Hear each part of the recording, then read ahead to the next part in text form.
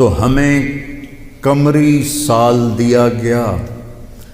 اس کی وجہ مجھے سمجھ آئی 2014 میں جب میں ناروے گیا، اور ناروے میں ہے اینڈ آف دا ورلڈ، شمال میں and of the world Norway میں ہے۔ میں وہاں گیا، اس علاقے میں 2 مہینے سورج نکلتا نہیں اور 2 مہینے ڈوبتا نہیں، تو کیلنڈر جو شمسی ہے وہ فیل ہو جاتا ہے۔ رات ہے لیکن سورج نکلا ہوا پتہ نہیں دن ہے یا رات، دن ہے سورج نکلا ہوا پتہ نہیں دن ہے یا رات ہے۔ تو کئی علاقے ہیں ایسے اوپر شمال میں جہاں سورج کا کیلنڈر فیل ہو جاتا ہے۔ تو 3 گھنٹے کا اوسلو سے جہاز تھا، آگے 5 گھنٹے کا موٹر کا سفر تھا، 8 کلومیٹر کی سرنگیں تھیں، اور پھر آخری بستی مچھیروں کی تھی، وہاں سے پھر 1.25 گھنٹہ آگے موٹر کا سفر تھا۔ تو جب ہم وہاں پہنچے تو وہ جون جولائی سورج ڈوبتا نہیں، 1 اگست کو ڈوبنا شروع کرتا ہے، اور ہم 4 اگست کو پہنچے، اور شروع میں بس 1 تاریخ کو ایسے ڈوبتا ہے ایسے نکل آتا ہے، پھر 2 کو تھوڑا سا وقفہ کرتا ہے، 3 کو تھوڑا سا وقفہ کرتا ہے۔ 4 اگست کو 20 منٹ کی رات تھی، چونکہ میں 4 اگست کو گیا ہوں مجھے یاد ہے، 4 اگست کو 20 منٹ کی رات تھی، اور ہم وہاں پہنچے تو ابھی ہم نے مغرب بھی پڑھنی تھی، عشاء بھی پڑھنی تھی، اور سورج نکلنے سے پہلے فجر بھی پڑھنی تھی۔ تو یہ ایک انوکھا واقعہ میرے ساتھ آیا ہے جو شاید ہی کسی اور کے ساتھ پیش آیا ہو، یا میرے ساتھ جو ساتھی تھے وہاں میں بھاگا، اور ریلنگ تھی اس کے ساتھ کھڑے ہو کر میں نے اذان دی۔ مجھے اللہ کی مخلوق کو 2 دفعہ دیکھ کے ہیبت طاری ہوئی۔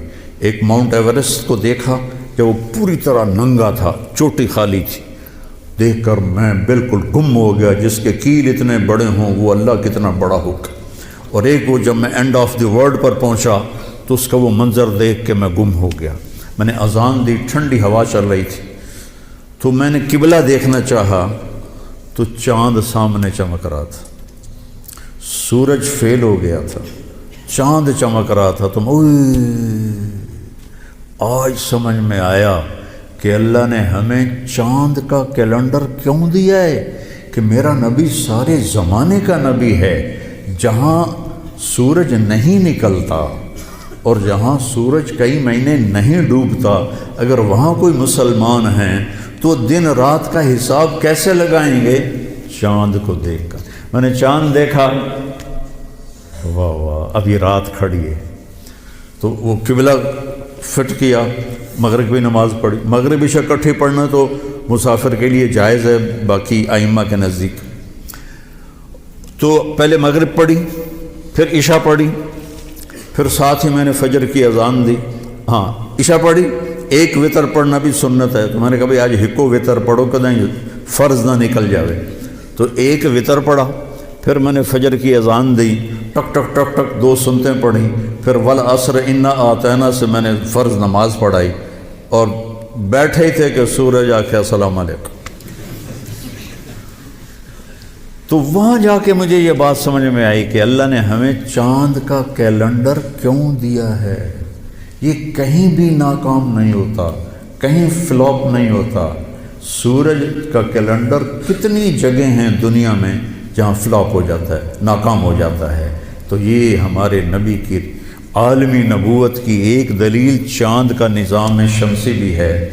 تو بھائیو، میں بہت ساری باتیں وقت کے متعلق بتا گیا، کہنا تو یہ تھا کہ ہندسہ بدلا ہے تو اپنے آپ کو بھی بدلیں، توبہ کریں اپنے رب کی بارگاہ میں، اور گناہوں سے توبہ کریں۔ پتہ نہیں کب عاصم کی طرح کس کو موت اٹھا کے لے جائے، تو نہ جانے بلا لے پیا کس گھڑی، تو کیا کیا کرے گی کھڑی دن کے دن، نہ جانے بلا لے پیا کس گھڑی، پتہ نہیں کب موت کا ڈنکا بج جائے۔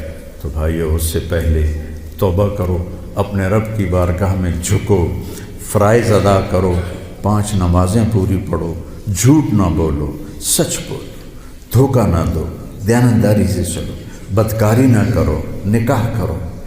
کہ نشے نہ کرو، حلال پیو، حلال کھاؤ، حرام نہ کماؤ، حلال کماؤ، ماں باپ زندہ ہیں تو ان کے آگے اف بھی نہ کرو، بیوی بچوں سے حسن سلوک رکھو، روب جمانا نہیں، ماں باپ سے کہتا ہوں اولاد کی عزت کرو، اولاد کو عزت دو، انہیں ڈانٹ ڈپٹ سے نہ چلاؤ، پیار سے چلاؤ۔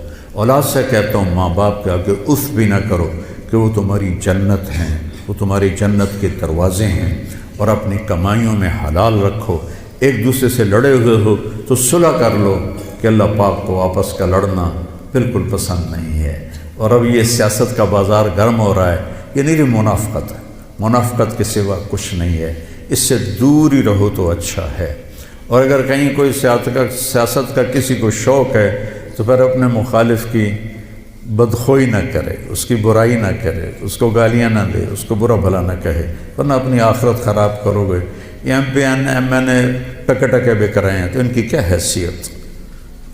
آج کل کے وزیروں کو کون پوچھا؟ وزیر اعظم کو کوئی نہیں پوچھتا تو وزیروں کو کس نے پوچھنا؟